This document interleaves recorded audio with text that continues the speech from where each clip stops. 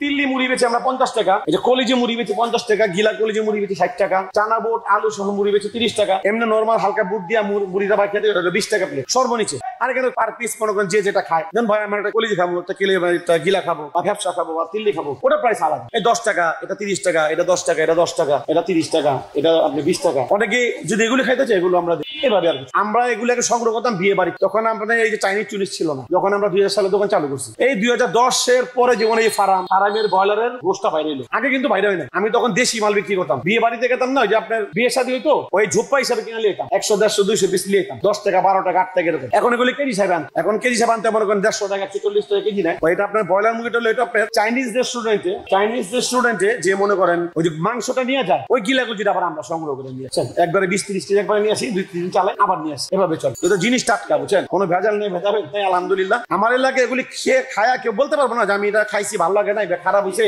আলহামদুলিল্লাহ। নাহলে 24 বছর আমি এই সার্ভিসটা দিতে পারতাম। যখন আমি ব্যবসা শুরু করেছিলাম তখন আমি 1000-1200 টাকা বিক্রি করতাম, 1000-1200 টাকা 1500 টাকা বিক্রি করলো, তখন প্রফিট ভালো ছিল, লাভ ভালো ছিল, তখন জিনিসের দাম কম ছিল। এখন মাশাআল্লাহ 10-12 হাজার টাকা দোকানদারি করি, এখন আলহামদুলিল্লাহ টিকে ভালোই। তখনকার মনে করেন 1500, আর এখনকার মনে করেন 10,000, ওই এক সময়।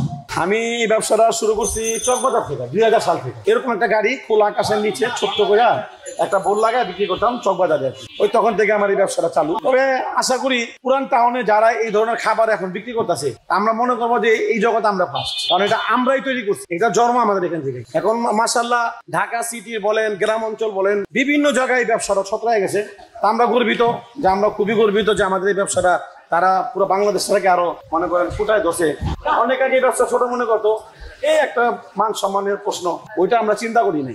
সাল্লু ভাই মানে আমাকে এই নামে অনেকে বেশি চিনে। আমার আরেকটা নাম আছে সালাউদ্দিন, সালাউদ্দিন সাল্লু আমার নাম, তো সবাই আমাকে সাল্লু নামে বেশি চিনে। যে কেউ মনে করে দেখে যে সাল্লু ভাই নামে একজন মুভি বার্তা বিক্রি করে কোন জায়গায় দেখাই দিই, চকবাজারে 2000 সাল থেকে এই পর্যন্ত আলহামদুলিল্লাহ 24 বছর যাবত আমি নিজে এই প্রতিষ্ঠান চালাই। আর চাকরি যেটা বলেন, ওইটা আমি অনেক চেষ্টার পরে যখন আমি ব্যবসাটা চালু করছি, 1 বছর পরে আমার চাকরিটা হয়েছে। তো হওয়ার এটা ঢাকা সিটি কর্পোরেশন একটা নর্মাল চাকরি, নর্মাল একটা যেমন না যাওয়া ভিডিও করতে হয়। স্পেশাল বলতে গেলে আমার এই যে মুড়িটা খেয়াল করতেছেন, এটা হলো বরিশালের, এটা হলো বরিশালের মোটা মুড়ি, হাতে ভাজা। তারপর এখানে মনে করেন আমাদের যে চানা বুটের রেজাল আছে, এখানে চালু দম। আমাদের স্পেশাল হলো ওই যে গরু তিল্লি ভুনা, এই তিল্লি ভাজা ব্যবসা ভুনা, এগুলো আমি বিক্রি করি। ওই আমার দেখা থেকে অনেকে মনে করেন বিক্রি করে। এখানে আছে চিকেন ফ্রাই, এটা একটা পাকনা আছে, এটা চিকেন ললি, এটা মাত্র মূল্য আমরা বেশি মাত্র 30 টাকা, এটা বেশি মাত্র 20 টাকা। আমাদের এলাকার ওই একটা ইন্ডাস্ট্রি এলাকা, এই 30 টাকা 50 টাকা নাস্তা পায়, তো ওই হিসাবে মনে করেন আমি এটা মাথায় রাখি যে না 30 টাকা 50 টাকা একটা ব্যক্তি খাইতে পারে, ওরকম ভাবে আমি জিনিসটা ফিল করি। এই আলুটা, পেঁয়াজটা, তেলটা, হ্যাঁ এগুলো দাম কিন্তু কমতেছে না। যদি এগুলো দাম কমা যায় তা আমরা মনে করেন কাস্টমার একটু ভালো করে খেলাইতে পারবো, আমাদের লাভটা একটু ভালো হইব। এখন লাভটা একটু হিমশিম খাই আমরা, সব জিনিসের দাম হবে প্রচুর, তো ওই হিসাবে আমরা মনে করেন মানুষের গলা কাটতে পারি না। আমাদের তো একটা বিবেক আছে যে একটা কাস্টমার 20 টাকা 30 টাকা খাইবো, যাতে তার মনটা ভরে। আমরা সীমিত লাভ করি এখন বর্তমানে।